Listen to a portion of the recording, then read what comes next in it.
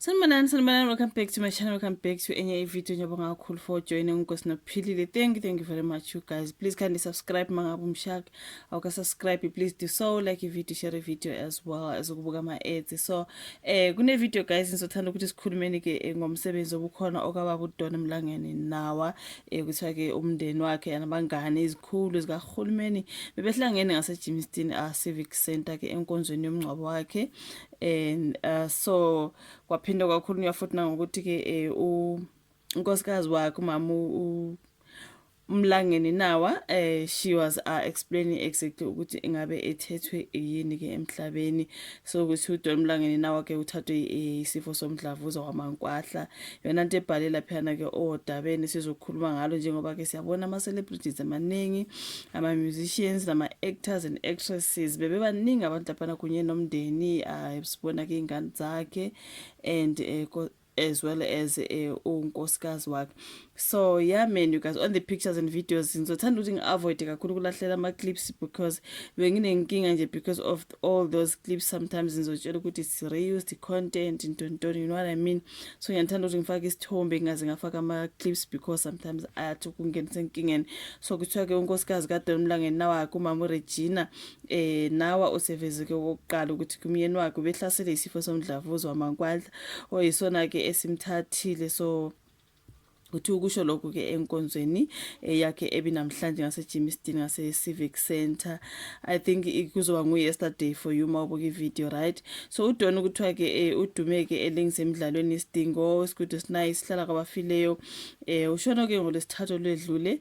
Unkosikazi wakhe utheke lesi sifo bese kunesikhathi ke sona simodla babonga undunankulu waseGauteng ubaba uPanyaza Lesufi nabanye ongqongqoshe ke kuze lonke ngokubasiza ke ngemshanguzo njengoba ke isimo sezimali bese singasihle babhalela phela ephepheni iso lezwe. But waqala ke i-chemotherapy yokuqala yangasebenza, odokotela bamnike esibili yafika yabayimbi emzimbeni wakhe yamdala ukuthi ke akhuluphale kakhulu kanti ke usenamanzi amaningi emzimbeni.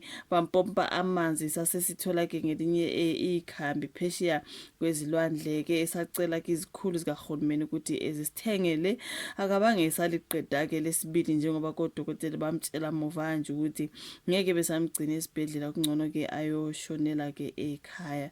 So yeah mina guys ikhona bakuchazile ngoba uDon Mlangeni nawo which is so sad, hey. So kuthi uthathe isifo somdlavuza ke wamankwahla which is so sad, you guys. Akuhlanga at all.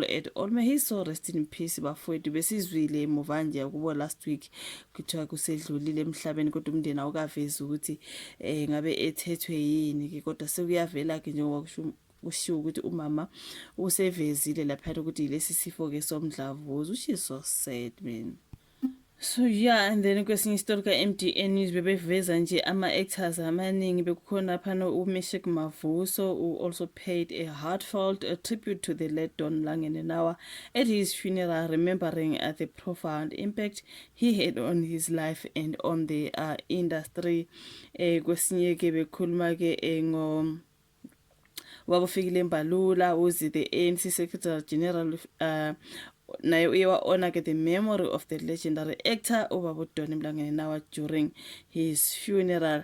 Kwasiba khona futhi esinye isitori bekhuluma ke the premier Gauteng premier ubaba uPanyaza Lesufi announced the launch of the Don Mlangeni nawa mentorship program, a tribute to the veteran actor who passed away last Wednesday.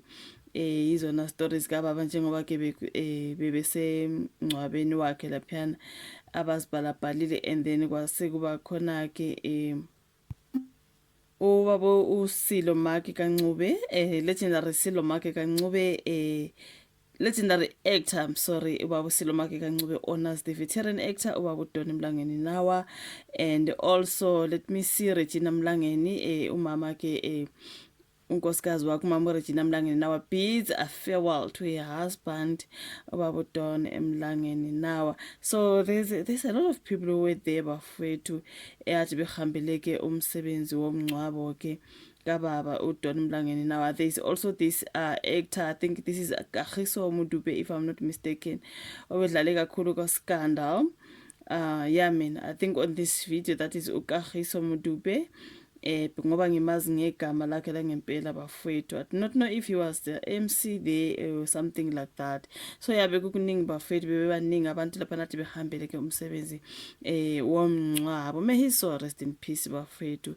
Share those in the comment section ke bafowethu ngalolu daba ke ngathi ngalala ke ngokuthula ubaba uDon Mlangeni. Now thank you very much. Asiphinde sibonane kwenye video elandelayo. Bye.